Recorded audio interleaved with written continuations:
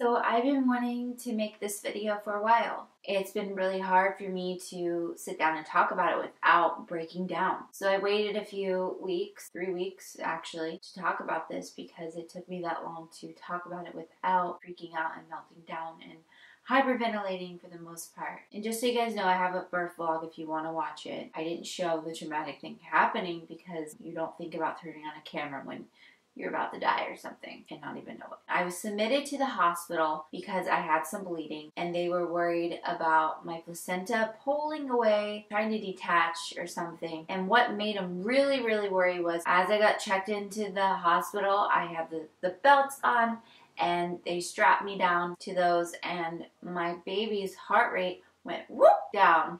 Decals, like they call it, decels, something like that. So his heart dropped multiple times during my contractions I was having on my own. So they kept me in the hospital, but it scared me so much. My stepdad is a cardiologist, pediatric doctor, and he was a pediatrician. He explained it to me. I had to call him. I trust his opinions more than everyone else. So I called him and asked him, what do you think? Like, what's going on? He said, the baby's not liking the body right now. The baby wants out. So we need to induce your labor to get him out. So that's what the doctor wanted to do, was start me on Pitocin, induce me, get this baby out. Let me just explain something. I had 2 very traumatic births. One, I had preeclampsia. This one, I had something else traumatic. So during my labor, as they induced me, the Pitocin, let me explain this, really hurts. Okay, I know, baby, I know. It's gonna work hard to get the baby out, right? Let's try not to use your energy to cry. Let's do this. Alright, so I did natural, and I had my cervix dilated. They had to dilate it for me with some medication. As soon as they broke my water, it hurt so bad. So I said, can I try the epidural? And I didn't want to. My mom had a bad feeling. She was crying. I had a bad feeling. So we tried it out. As soon as they inserted that into me,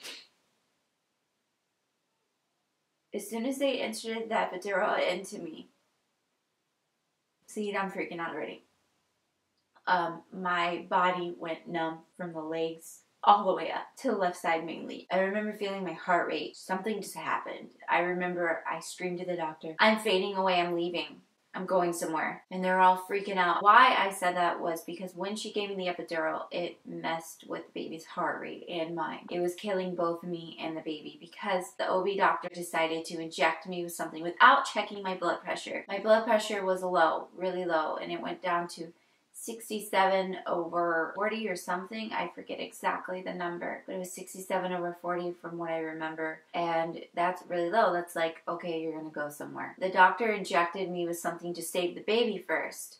They asked my mom, because I wasn't responding, save the baby or save the mother? And my mom said save the mother, or tried to save both, because I'm her daughter, she's gonna choose me. They injected a medication, I don't know the name of it, into my IV to get the baby's heart rate back up to save baby. While they're saving baby, I was going somewhere. I started to feel lethargic. I wasn't on earth anymore. I felt out of it. I remember all barging into the room, throwing the oxygen mask on me. They took the epidural out. I started to feel all the pain again. Mom.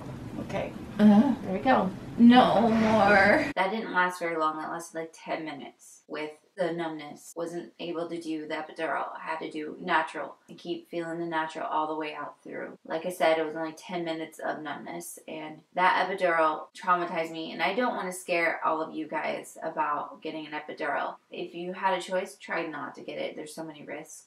I never thought that would happen to me. And then during the time when I started fading, also I wanted to mention was I looked over at my fiance and I said, I love you. I love you so much. I love you. And I kept repeating myself because I just thought that was the end or something. And I said, I love you so much. I love you. I'm so sorry that if I'm ever rude about getting things done or wanting to keep things clean in the house, because I'm very obsessive compulsive. Like, I just love to keep things clean.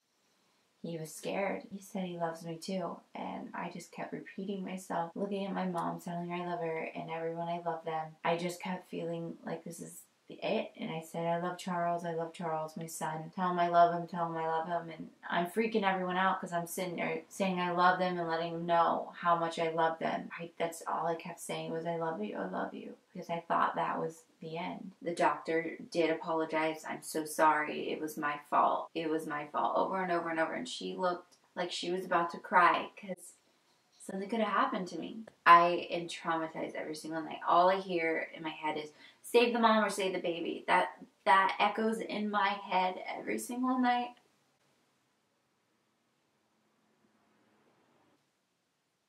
And then what really freaked me out is when they all barged into the bedroom and threw the oxygen mask on me. I knew something was wrong. They weren't telling me anything until after. I just remember that feeling. As soon as she injected that thing, it was just scary. I felt my heart was frozen. I felt I was fading, and I kept telling the doctor, I'm going somewhere, I'm dying, I'm going somewhere. And they weren't saying anything. They were mute. They wouldn't talk. They wouldn't say anything. They just had this ghost face on. My mom's in the corner crying.